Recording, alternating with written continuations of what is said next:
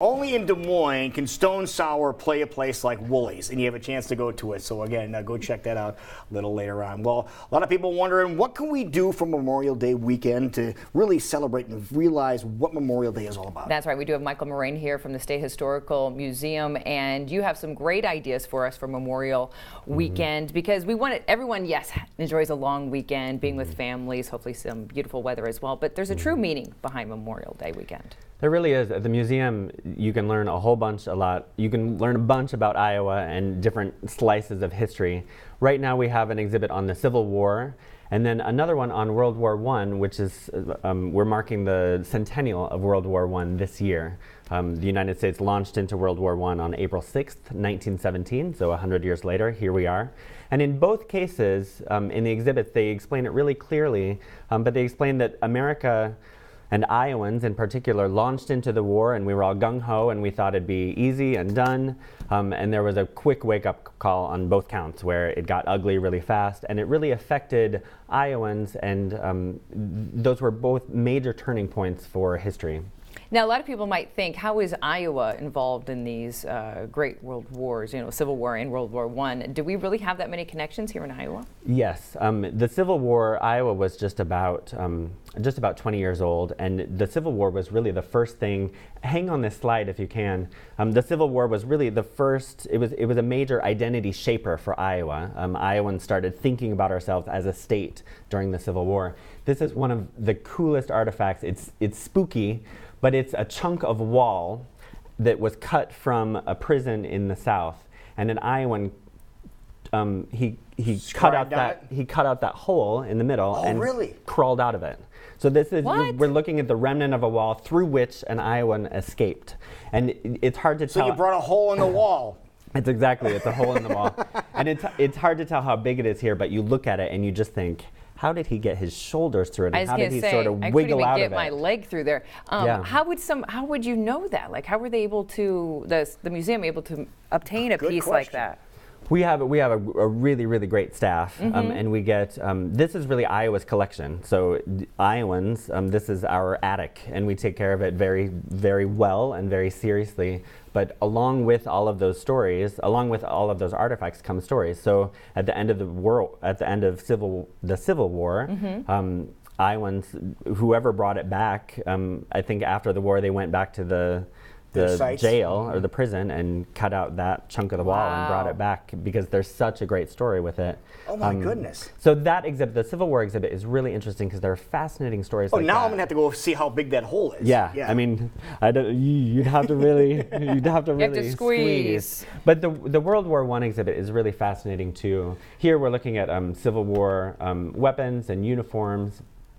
And here you can duck into a tent and see what a Civil War camp was like.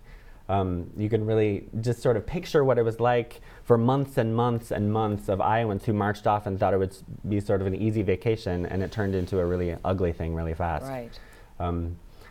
So with World War I, there's some interesting turning points, and there are parts of the exhibit where you learn things that are just baked into everyday language now. You learn about Edward Fleur, who was the namesake for Fleur Drive. Right. And he served and he died in the war, and his wife, Minnie Fleur, was a Polk County recorder, I think, back when that was an unusual job for women.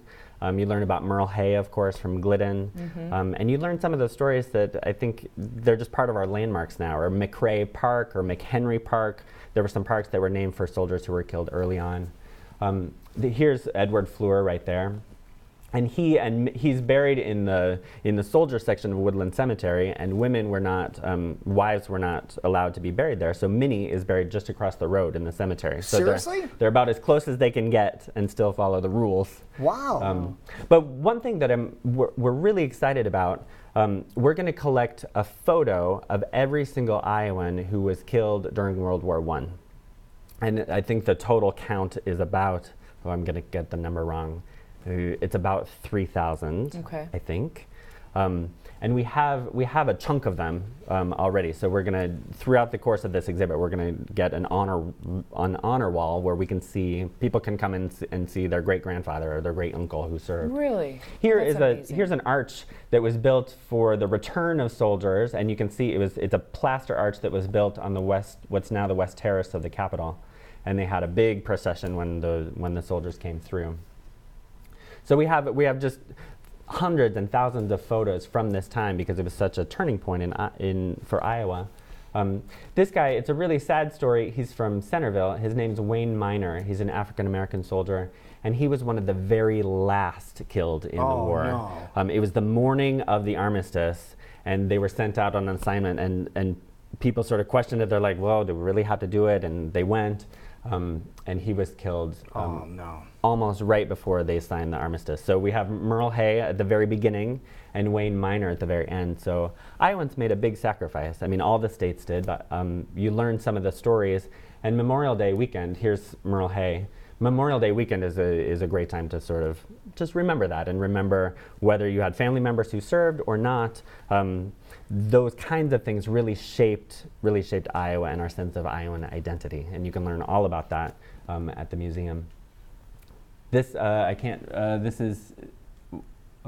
is McHenry. I think it says down there in the fine print. So near North High School, there's McHenry Park, which is named for him. So have a picnic in his honor. There you go. Another thing, if you can't make it to the museum, if you're out and about, or if you are taking a road trip or visiting relatives or family, download the Iowa Culture app. It's called Iowa Culture. It's free. And you can find landmarks all across the state connected to World War I or just various arts and history and cultural landmarks. Here it is. There's a laptop version, so if you just are sitting at a computer, you can download it there for free.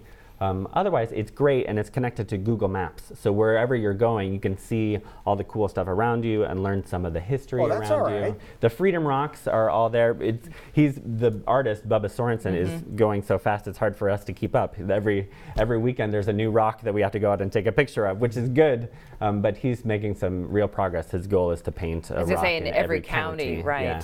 I want to go back to the photos you mentioned about people that passed away from Iowa. You said you have quite a few of them right now? We do. Now, when are they going to be starting to be put on display? We don't know. It depends on how quickly we can get the majority of them. And we'll have a big wall, just probably, yay big. Now, I'm just wondering, in case anybody has a chance to take a look at the wall and they have photos of someone that was not on that wall, obviously you're looking for those, right? Yeah, please let us know. If you have photos of an ancestor or someone who served in World War I, let us know. All of the information is iowaculture.gov. You can find my email address, michael.moraine at iowa.gov.